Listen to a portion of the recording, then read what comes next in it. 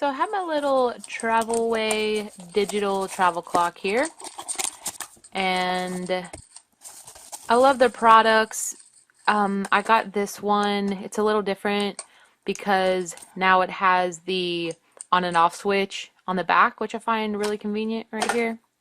Just takes two AA batteries, and this clock lasts a long time. You hear it beep when it's ready to go. And I love the split back. This has a little stand here, and it's really easy to set the time and the alarm. Just hold down the clock button and then hit hour, hit minute as you're holding down clock, and then to set alarm, same thing. Hold down alarm, click on hour and minute. Just turn the alarm on. You'll see right here in the right corner the little bell to show you the alarm's on, and then the LED light that you can see the clock in the middle of the night.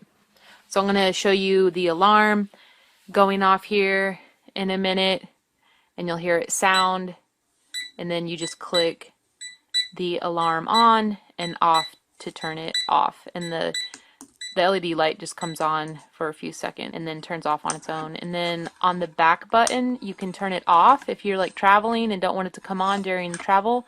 And then when you turn it back on, the time is still set. I find that really cool.